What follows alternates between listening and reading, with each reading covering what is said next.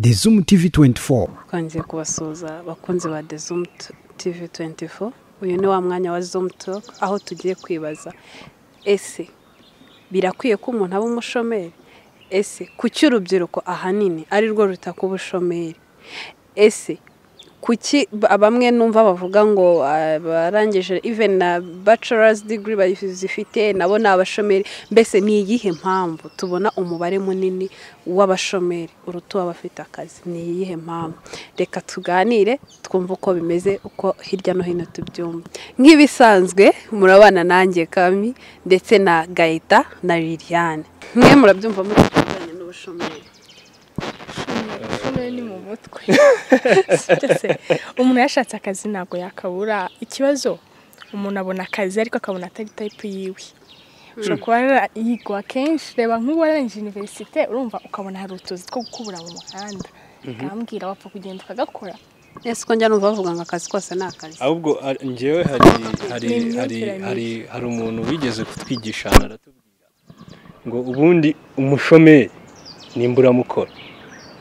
Nta muntu ubundi w'umushomeri nyine ubaho cyangwa se wagakwiriye kubaho, kandi koko yarabinsobanuriye ndabyumva nyine, kubera ko ubundi nyine igisobanuro cy'ubushomeri ni ukubura icyo ukora.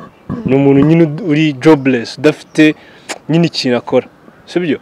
Ibyo byose ntekereza yuko umuntu ufite ikintu akora, nanjye nemera yuko uwo muntu nyine nimburamukora, sibyo? Ariko umuntu wese ufite ikintu akora, tuvuga ushobora kuba ufite nk'ibintu ukora ariko bitakwinjiriza amafaranga, njye ku bwanjye mba numva utari umushomeri, kuko uba ufite ikintu ukora wenda kitari ko kwinjiriza uyu munsi ariko kizakwinjiriza ejo. Ariko wenda mu myumvire y'abantu benshi kandi twese tujya guhuriraho, tuvuga yuko nyine umuntu udafite akazi ari umushomeri, urumva? Ahubwo hari n'abarenga bakumva yuko n'udafite akazi gahemberwa ukwezi ari umushomeri, akumva ko wa muntu ugenda agakora nk'akaraka bakamuhereza ibihumbi nka 20, nyuma y'iminsi 3 agakora kandi bakamuhereza ibihumbi nka 50, nawe aba yumva ko nyine akumva ni umushomeri. Kandi hari n'ababyumva utyo, muganire ukamubaza ati se bimeze bitatisha tushomeri burangije, kandi wenda ejo yari ari mu kiraka ahantu n'ejo wundi afite ikindi ahantu.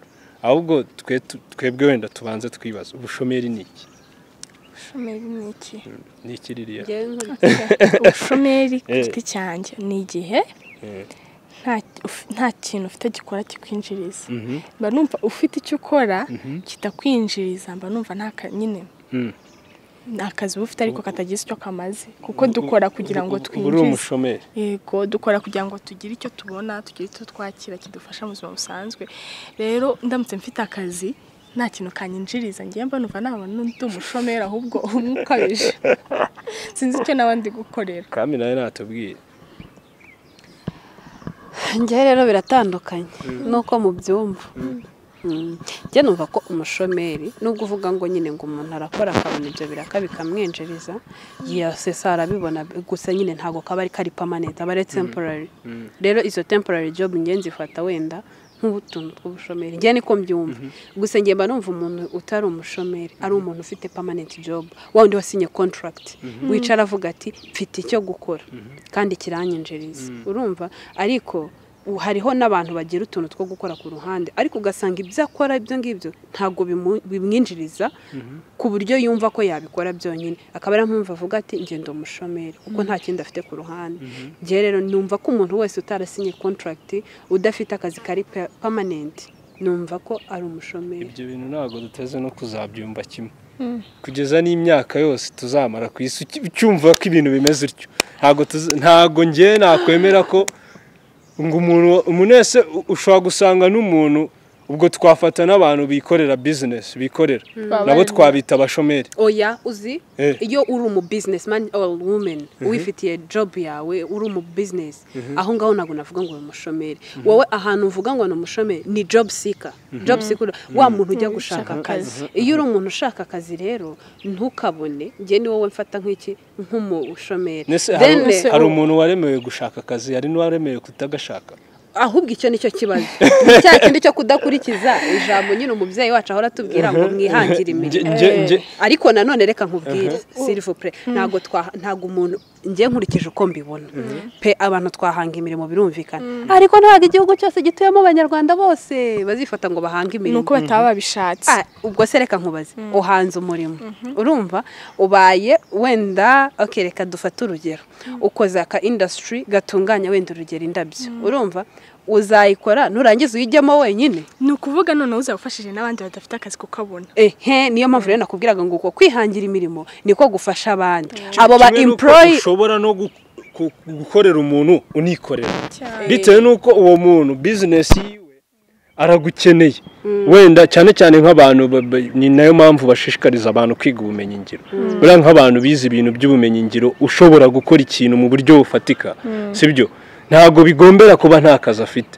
we umuntu ashinga business akavuga ati nshinze atelier nkeneye abantu nyine badoze sibyo nubwo waba ufite atelier yawe ariko wenda uzi kudoda modeli runaka umuntu ashobora kugukenera muri atelier ye bitewe n'uko modeli uzi kudoda arayikeneye sibyo urumva icyo gihe ntago bikuraho kuri businessman nta nubwo bikuraho yuko ukorera undi muntu ahubwo se twibaze abantu bavuga ko wenda ari abashomeri sibyo barabivuga pe cyane cyane urubyiruko akazi karabuze urubyiruko abenshi barataka ubushomeri urumva ubwo bushomeri urubyiruko dutaka mwebwe mubona buterwa n'iki ngereka nkubwira uko mbyumva nuko mbibona akazi ntikabuze ahubwo igihari ni ubwibone niba akazi ari amakoperative ukumva umukobwa urugero arifashe nka riri akaba yavuga ati njye ntabwo nakora ubukirina ku kwezi simpamya ko batageza na nko mu 180 nangaye ahenshi mu makampani akomeye asanga ari 180 dufate 180 aho yicaye ukwezi kurashira nta n'ijana yinjije kandi umubwiye ngo umuhe 60 agiye kugukorera muri office yagenda rero urumva ahubwo akazi ntikabuze ahubwo habuze ibitekerezo nyine abantu benshi sinzi ko arabyita ubwibona abantu benshi nyine bigize nk'abasongarere turashaka nyine ibintu biri soft ngende nicare muri office hariya nibashaka bamese nkane ariko ndi muri office nta bintu bimvuna ntacyo urumva hariho umuntu tureke n'ibyo kuvuga ngo akazi karabuze hari umuntu ushobora kubwira ati ngiye kuguha 100 wenda 100 ku kwezi ukora ubukirina akubwira ati aka kazi sinagakora ahubwo akarenga akajya gukorera 50 yo kwicara wenda muri papeterie cyangwa se ahandi hantu muri office runaka cyangwa kuri reception bakamuhasenkana sibyo nago rero ngewe ikintu mbona ku kintu cy'ubushomeri simbona yuko ikibazo ari akazi kabuze ahubwo ikibazo ni imyumvire y'abantu bose barashaka akazi keza hari umugabo wigeze kutubwira ngo ese ko mwese mushaka kujya mu ma office mushaka kwicara mu ma office abarimo bazajya oya ahubwo se niba yicaramo ibyo bindi byo hanze byo bizakorwa n'abantu erega se na ngombwa kuvuga ngo kujya ma office cyangwa gukorera abantu nuko tutwanga gutekereza urubyiruko rwo muri no minsi dutekereza hano hafi cyane twanga gutekereza kure ntabwo ushobora gutekereza hari resources nyinshi tuba dufite mu buzima busanzwe hari igihe utuye iwanyu ubona hari ubutaka buri gupfusa ushaka wahahinga imboga uzijyana mu hoteli bakazikugurira wahahinga ibintu byinshi bitandukanye icyo twanga gutekereza kure akazi karahari nuko twumva ko twe tugomba gukorera abandi ahubwo aho kugira ngo natwe dutekereze ko dushobora kwikorera ku giti cyacu n'ubundi nibyo uko bigaragara ntago urubyiruko mbese abenshi baba baranize pe baba barize ariko ntago wowe ubushaka gukoresha ubwenge bwo mu ishuri niko navuga kandi ubwenge bwo mu ishuri ni ubugarukira hano imbere yacu y'amazi ariko ntago dukoresha ubwenge karemano n'ubwenge bw'ubukungu n'iki aho bugeze ngo urenze amaso urebe imbere uko bimeze rero ngiye ko mbyumva ndumva urubyiruko ndetse n'abandi biyumvamo ko ari abashomeri twarenze amaso ibyo tubona mbese ugasa nk'umumirije ukareba ese ndi kuva he ndajyaye ese igihugu ndimo kirava he kirajyaye murabona imbere bimeze bitege niko mbitekereza ikindi wenda kuri uko nanjye turi kubyumva kimwe ahubwo ikindi kintu abantu bagomba kumenya mu Rwanda ibintu byarahindutse kera iyo warangizaga segonderi bazaga kukwikurira mu rugo bakujyana mu kazi ubundi warangizaga nka exeta akazi kawe gahari ubizi neza kurasohoka segonderi ukinjiramo sibyo ariko icyo gihe byaterwaga nuko abantu bari kwiga ari bakeya uyu munsi abantu bariga mu Rwanda hari gahunda y'uburezi kuri bose umunyarwanda wese agomba kwiga akagira ubumenyi. So ahantu bitandukaniye na kera ni hehe rero? Uyu munsi turi kwiga kugira ngo tumenye. Ntabwo turi kwiga kugira ngo tubone akazi keza cyangwa se ngo dukore hana. Turi kwiga kugira ngo tumenye. Ese nimba wize bwa bumenyi wawe ubonye, wowe ugiye kubukoresha iki? Kuko ntabwo ubwo bumenyi wabonye uzagenda ngo wicare hariya ngo uvuge ngo negereje ko kanaka azamakaza. Sibyo? Nawe ugomba gutekereza ukavuga ati se ubu bumenyi nabonye ngiye kubukoresha gute kugira ngo nta kibazo kugira ngo ubu bumenyi nabonye ngiye kubukoresha gute kugira ngo nanjye niteze imbere. Nako kazi wanakabona, ariko se we witeguye gukora iki? Ntabwo ari ugutegereza gusa ngo ugende utaka ngo ubushomeri. Wowe ugiye gukora iki? ahubwo se ushoboye iki? Ushoboye iki wowe ku bwawe? Yes. Kuko hari n'umuntu none wize wenda tuvuge wize MCB, biochimie, wize biologie, chimie na math. Wenda ntugize amahirwe yo gukomeza university. Ayo masomo wize uzakora iki? Nicyo ushoboye uzakora. Ni nko mu gihe urumva kuko abantu bize nk'ibyo mba numva ngo bavamo abaganga, hanyuma si igihe utabonye amahirwe. Oya nyine nanjye nibyo ndi kuvuga, mu gihe utabonye ukomeje ngo wige, kuki udatekereza akarimo wakora? Nyine oya hari n'abantu benshi barangiza nk'uko nka segonderi kubera ubushobozi buke nagira amahirwe yo gukomeza university, agasanga yize science, bunjya numva babyita ibisosi, sibyo? Nta kintu azakora. Ntabwo wize construction ngo urajya kuba umuyede cyangwa umufundi. Ni wize ubumenyi ngiro. Yareba gutya akavuga ati rero ibi bintu ntibizavamo, akahita ajya kwigira nko guteka, gusudira cyangwa iki. Noneho we akaza avuga ngo nshoboye iki, agatangira gushaka akazi afite n'icyo ushoboye. Ariko urambwira ngo ukeneye akazi, wize MCB, nakaye kazi ukeneye. Uranicaye mu rugo. Erega hari n'ukuntu abantu tubona amahirwe, abantu benshi dufite ubunebwe muri twebwe.